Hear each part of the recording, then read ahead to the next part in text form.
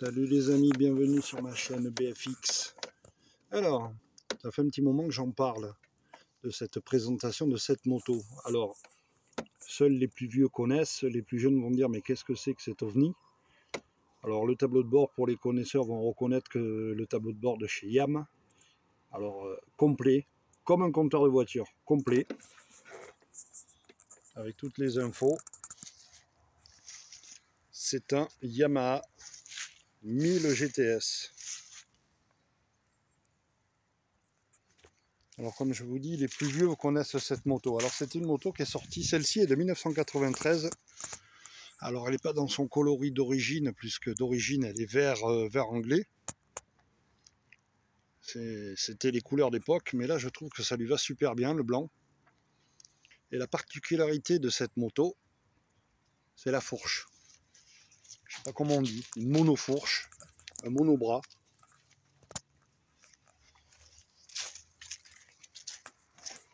Voilà. Yamaha est une marque qui aime innover, qui lance sur des marchés, des fois qui se lance, des fois tout seul à lancer des choses innovantes. Ça ne reste pas des embryons de concept car, ils balancent.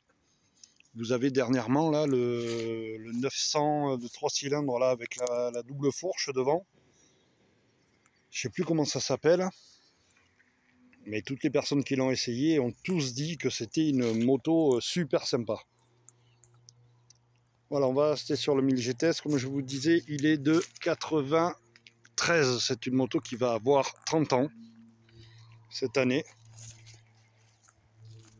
Alors, le moteur, c'est un 1000 cm3 4 cylindres, très connu. C'est le moteur qu'il y avait sur l'FZR 1000, dégonflé en 100 chevaux.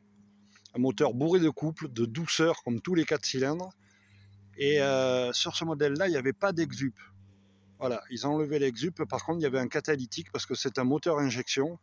C'était voilà, c'était très innovant, que ce soit au niveau du monobras comme au niveau de la mécanique. Voilà, une injection électronique avec un pot catalytique. Il y a 30 ans, les Japonais sont très très forts et ont toujours été en avance.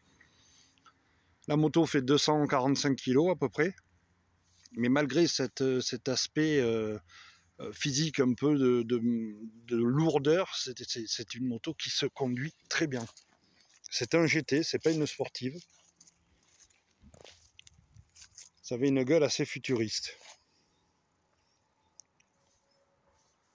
Voilà les amis, ça fait un petit moment que je vous en parle. Je vous dis, j'ai eu la chance de l'essayer, de la conduire. Et ça se conduit très très bien. Et la chose la plus agréable, je crois, mais comme je suis convaincu, mais alors convaincu qu'en moto, le plus agréable, c'est un 4 cylindres. Dans les moteurs 4 cylindres, vous avez de la souplesse et du couple, mais en douceur, quoi. Voilà. Bon, allez, sur ce, je vais vous laisser. Je vous souhaite une excellente fin de journée. Je remercie les personnes qui s'abonnent. N'hésitez pas à vous abonner, à liker, à poser des questions sur le GTS. Si je peux répondre, je répondrai. Toujours pareil, moi je suis preneur. Si vous avez des histoires à raconter ou si vous avez eu cette moto et ce que vous en pensez, n'hésitez pas à les mettre en message. Voilà, abonnez-vous, ça coûte que dalle. Aussi, je voulais dire que j'ai 80 000 vues. Alors pour beaucoup, c'est que dalle. Et moi, je trouve ça énorme. Vous imaginez que ça représente à peu près, alors je ne sais pas si les gens regardent les vidéos entières, mais 80 000 vues, c'est le Stade de France. Hein. Voilà, il y a 80 000 personnes qui ont regardé mes vidéos.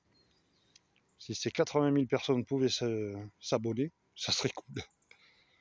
Bon les amis, je vous laisse. Je vous dis à bientôt pour une autre vidéo. Ciao, ciao, ciao.